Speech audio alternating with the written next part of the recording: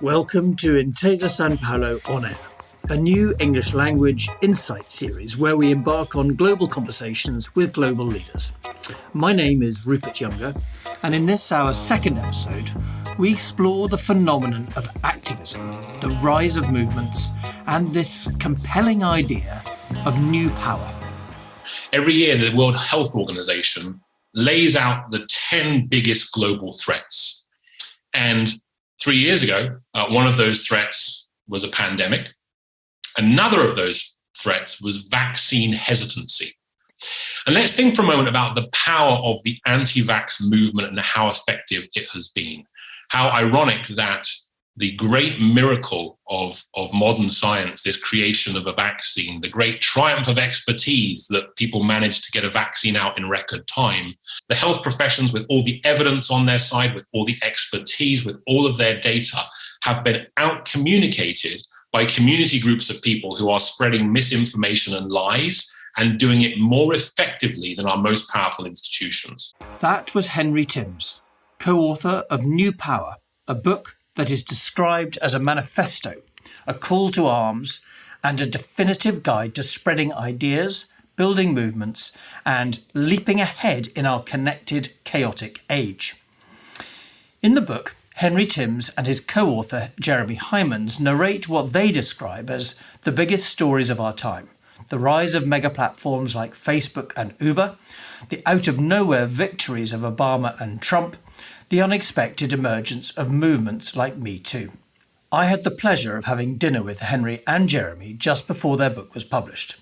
I found it utterly compelling, and so it was a great pleasure to catch up with Henry, now the president and CEO at the Lincoln Center for Performing Arts in New York, to discuss his views on New Power 3 years on from the publication of the book. There was a case recently where Airbnb had some legislation they didn't like the look of. And they did the thing that all of you would do in the case that you had some legislation you didn't like the look of. You would get in touch with your legal people and your various kind of litigators and your lobbyists and get them to help change the law. But Airbnb did something else too. Airbnb mobilized 250,000 of their hosts and guests to knock on doors to make the case for their business. So think for a moment about the business or the institution that you work for. How many people would knock on doors for you? How many people outside your payroll would take on your legislative duties on behalf of the organization? For most of human history, the rules of power were clear. Power was held by the few, the people who, for some reason, high birth, leadership brilliance, acts of extreme violence, or perhaps pure chance, seized and then jealously guarded this power and everything it gave them.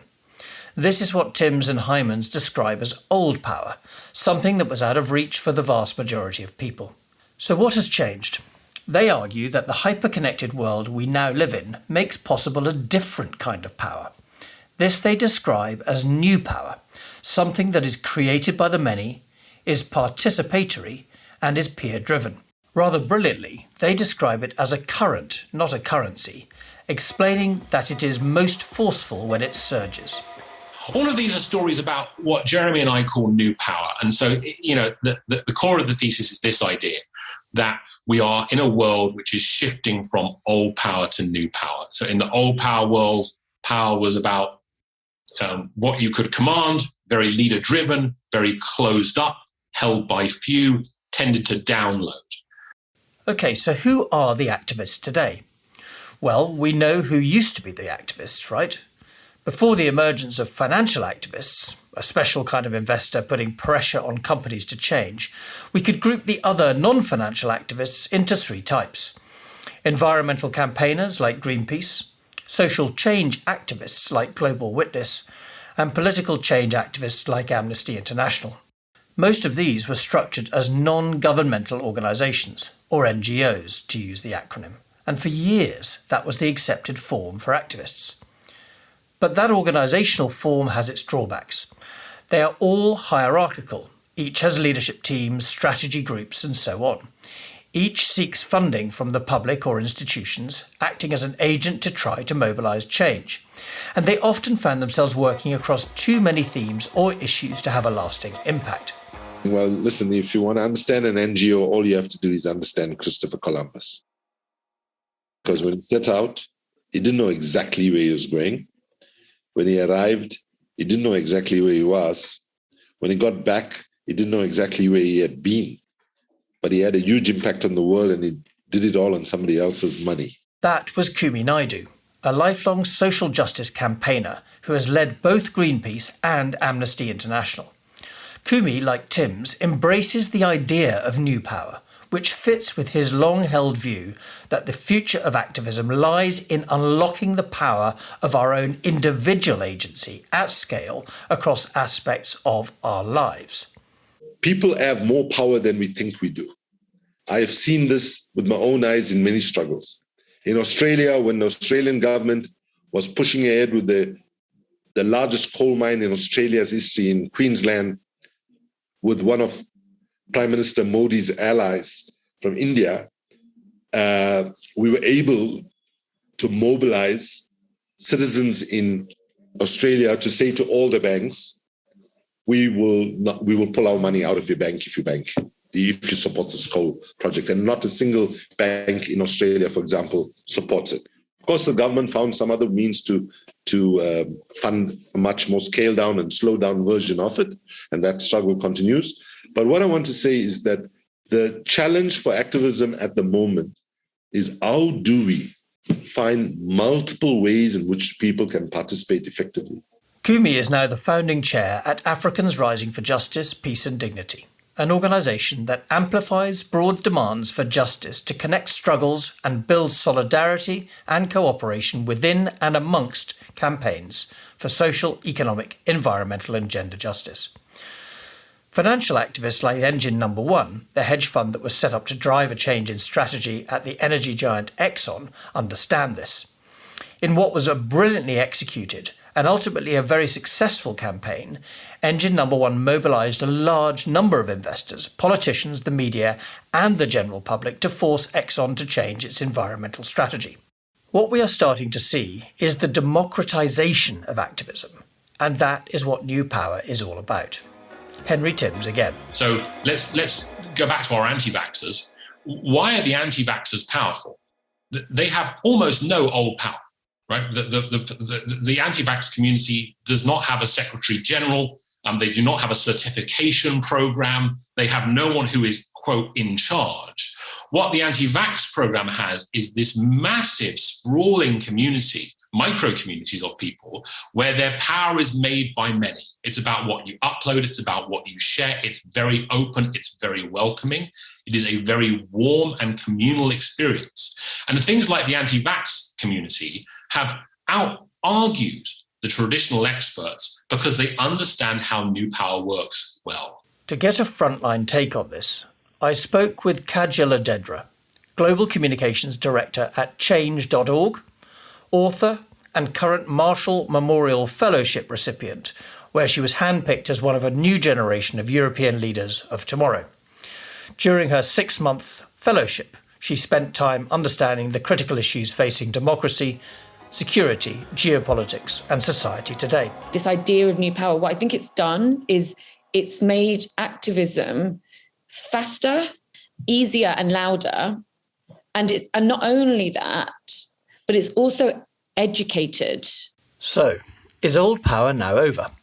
Are institutions and hierarchies about to be overthrown in favour of the new power of mass democratised movements? Henry Timms. We never wanted to argue that old power is bad and new power is good. We were never saying that there was a decision here that old power was awful and we all ought to be new power and everything should be crowdsourced. That was not our argument. Anyone who wants to succeed is going to have to understand how to be powerful in two different ways and with two different populations. An eloquent and powerful articulation that the successful movements of tomorrow will harness old power as well as new power. In explaining this to me, Timms drew examples from the world of video games. First up, explaining old power, he spoke about Tetris, a 20th century game invented in Soviet Russia in 1984, where players try to create complete lines from differently shaped pieces that are falling from the sky. Once a full line has been made, it disappears, and players can start all over again. The aim is to make all the pieces disappear. And the way the game worked was very much like the old power world, right? That someone else dropped the blocks down, someone else set the rules. Your only job was to make things fit into neat lines again and again until eventually you collapsed under the weight of the game, right? That was the old power world at work. There are many institutions who are behaving as if this is how the world still works, right? Our job is to set the rules, drop down the blocks, and other people just make them fit into neat lines. He goes on to compare and contrast that with a different game, a game very much of the 21st century called Minecraft. This game is the most popular game of the 21st century. And if you don't know the dynamics of the game Minecraft, the way it works is there are no rules. It is a completely green field, and everything in Minecraft is co-created by people around the world. So if you meet a 14-year-old and she is playing Minecraft, she'll likely be a team of 4 or 5 people who she's never met, who have come together to give each other roles and build a world in their own image. So what does all this mean for some of the most pressing challenges of our time? I decided to dig deeper into 2 different issues, climate change and social justice. What should old power, the organisations and institutions, and new power, us as individuals, be doing to make a difference? First up, climate. Kumi Naidu. In 2018, we were given a very major wake-up call by the Intergovernmental Panel on Climate Change when they said that we had 12 years to get emissions to peak and start coming down drastically if we were to avert catastrophic climate change. And in that sense, I want to assert that we are living in the most consequential decade in humanity's history. What we do in the next 10 years will determine what kind of future humanity has, or whether, in fact, our children will have a future at all. And I think it's important for us to recognize just exactly what the climate reality is. So in 2015, I found myself in the Pacific in small island states from Vanuatu to Fiji to Kiribati. And I learned a new slogan in July of 2015, which went 1.5 to stay alive, 1.5 to stay alive. 6 months later, I meet these same young activists from the Pacific at the Paris climate negotiations, and they asked me to come and support them and speak at one of their rallies inside the negotiations. When I went, and I was proudly going to start 1.5 to stay alive, and then they pushed back and said, no, the slogan has changed. And the new slogan is, for the people of the Pacific and for people of the Global South, more generally, is 1.5, we might survive. 1.5, we might survive. Climate activism surely has been given a huge boost by the emergence of new power. Greta Thunberg sparked a global rethink with her Fridays for Future protest that started in August 2018, with the then 15-year-old refusing to attend school on Fridays to spend the day highlighting the lack of climate action. Her individual action grew into a global movement, eventually mobilising millions of people across over 150 countries across the globe. What I find interesting here is the interplay between new and old power. Old power, quickly recognising the momentum Greta was creating, invited her to attend Davos, the ultimate old power clubhouse.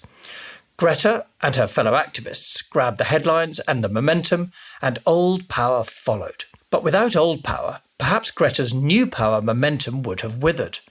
The interplay between the two speaks to the democratisation process discussed earlier, neatly aligning powerful surges in new power with the policy-making skills of old power. While all this may be true, it seems clear that there is still not enough progress made on climate when one looks at the old power world. Climate action has accelerated for sure, but the outcomes still fall well short of what is required to reduce global warming to manageable levels. So, what can new power do about that? Kumi Naidu argues that it requires systems-level interventions. So if you look at civil society activity, and by civil society here, I'm talking in broad terms, foundations, NGOs, trade unions, faith groups, and so on, and you look at how they try to make change happen, right? There are 3 ways. I've called it macro, meso, micro. By macro, I mean pushing for governance change, meso policy change, micro delivery of projects and programs. Still, most of civil society energy goes to addressing the symptoms of the problem through projects and programs. I'm not saying that's not important, because people who are living at the cliffs of despair, not for any reason or fault of their own, deserve to be pulled back from the cliff to live to fight another day. But if our investments are as skewed as it is, we will not get the structural and systemic changes that we need. And why is the investments in this way? Because if you look at rate of return, or how fast can you get success? If you're doing a project, you can build a small project in 1 year, get a nice photograph for your annual report, enhance your reputation and so on. But to push for governance changes like changing the apartheid system and so on, right? When you look at that scale, those changes require long periods of work. And I would argue that where we are now in the scale of change that we need to make would probably require us to invest significantly more at the macro level that we are doing. That approach requires a very different way of thinking about power structures. Kumi Naidu again. So the next thing as part of the solution, I would argue, is we need to commit to what Martin Luther King called creative maladjustment. Kumi's point is that it is too easy to just be a follower, either corporately or as an individual. His point is that followers will always only focus on the easy things, the short-term things, the things that other people state are important. Today, with the surge of new power, Kumi believes that much more is possible, and that this requires a refusal to bind ourselves to thinking based on conformity to the norms of our time. He reminded me when we spoke of Martin Luther King's resonant "I am proud to be maladjusted" speech.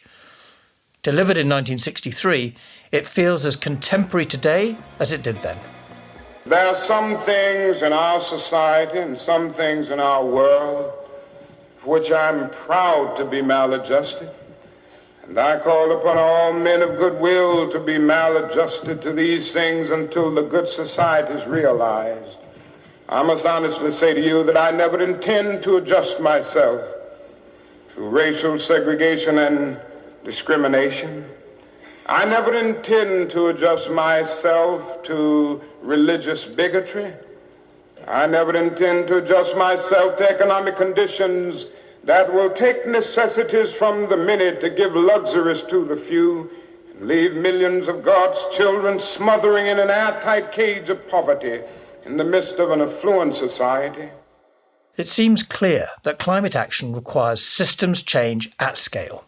Trying to reverse the rising temperatures that we are seeing requires us all to do much more as corporations, but also individually as new power citizens. But we also have to recognize what Einstein said when he said the definition of insanity is doing the same thing over and over again, expecting to get different results. Kumi Naidu. If we do not act at the macro level, adopting new ways of thinking and activating at the old power policy level, powered by the democratized current of new power at the individual level, we risk everything. The planet is just fine, because we continue on the trajectory that we're on, right? Warm up the planet to the point where we are, where we can't grow food, our soil is depleted, our water is depleted, and so on. The end result is we will be gone. The planet will still be here. The good news is for all of us who are concerned about the planet, once we become extinct as a species, the oceans will recover, the forests will grow back, and so on. So let's be very clear. The struggle that we're engaged in is not to save something ethereal called the planet. It's a struggle to save our children and their children's lives and our futures. So much for climate change. But what about social justice? How does old and new power manifest itself in this area? This was the focus of my conversation with Kajal Odedra. Kajal has a front row seat, watching as the 487 million people currently on the Change.org platform join campaigns activating for change. Talking with Kajal was fascinating as she ran through the list of campaigns that have been supercharged by new power. There's been an endless list of social justice campaigns and movements built using new power. I don't think that the gay marriage would have been legalized in a lot of states and countries without it. we've seen women's rights. So in the UK, not just, pre-Me Too, but the campaigns around No More Page 3. No More Page 3, the campaign to get bare boobs taken off the sun, that generated a whole movement of young girls who were going to school who started calling themselves feminists. When feminism had become this dirty word, there was a Black Lives Matter, which had its we saw with Black Lives Matter 2 waves of that. The first wave that basically brought the whole concept of Black Lives Matter, the phrase, the movement into our consciousness, but it was very much US based. And then there was the movement that rose during the pandemic, which reached across the world. So a surge of campaigning that quite literally has changed the lives of so many people, whether in people's private lives, in the workplace, or in civil society much more widely. It can often feel confusing to see just how fast some of these movements take off, which poses the question, how does new power organise itself? The answer, it seems, is that it doesn't. They haven't organised themselves in the way that we typically we're used to with campaigning and activism. And I think that's part of their strength, that they were messy and scrappy and, more nimble, less organised, less thinking about the next 5 year, their 5-year strategy, more thinking, what are we going to do next week, next month? So, while there is little by the way of any formal hierarchy, the communities that formed around these issues have been enabled by the technologies and social platforms that have emerged in the last 15 years. The philosopher Jonathan Haidt recently wrote an article in The Atlantic which touched on this. He explained that social media has now become a place for campaigning and the sort of new power surges that we're talking about here, and that this happened when they introduced 2 new features, the like button and the share button. His argument is that this was the moment when social media platforms became a place where people could perform instead of simply building connections. While this may explain the rise of in-groups, echo chambers, and other things detrimental to public discourse, there is an argument that it has allowed activism to operate in a much broader setting, introducing the important dimensions of context and nuance. One of the interesting things, fascinating, would not have predicted it, is the way that climate change is being viewed in an intersectional way. So that it is, we are starting to have conversations in the mainstream about how climate change is racist. It impacts people of colour more. It impacts people in the global south more. It impacts women more. Impacts people with disabilities more. So that's amazing. It shows me that we have the ability as a public to understand nuance. Kajal Odedra again. Okay, so what are the implications? Back to Henry Timms. The first is this. In a new power world, intensity is now more important than favourability. Now, what do I mean by that? What I mean is there was a time in which companies, politicians, would think a lot about favourability. How do the most number of people like me? But what's happened in the new power world is people are trading off favourability for intensity. They're trading off everyone liking them a bit for smaller groups of people liking them a lot. Fascinating. And of course, that is precisely what we saw happen with the Brexit campaign of 2016 and the Trump election campaign in 2017. Intensity literally trumping favourability. And this has implications in the world of business too. Corporate leaders such as Alan Jope of Unilever, who we heard from in our last episode, understand how to build intensity behind some of the campaigns that they run around environmental responsibility. Number 2 is a leadership style. There is a leadership shift in the new power world, and we are going from what I think of in the old power world as superstars to a world of superconductors. And superconductors are proving more valuable than superstars. So the old power version of the world was the genius Jack Welch, as an example, right? Who is the kind of giant of GE who single-handedly transforms the organization. Those figures are less effective now, right? Because if the organization can grow no bigger than you, it simply cannot grow big enough. So some of the most effective leaders now are superconductors, people who are not taking up the light, but effectively shining the light of others in more meaningful ways. Especially true that on the whole, we see a greater capacity to be an effective superconductor amongst women rather than men. This idea reinforces work that is being done around the idea of ecosystem leadership.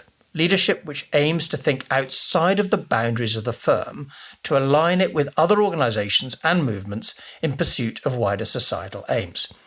It is these leaders, the superconductors in Henry's book, who bring agility, inspiration and impact to the work that they do. And Henry's third implication? There are 3 Ps that any organisation now needs. A product, great product, a true purpose, what you really stand for, but what supercharges that now is participation.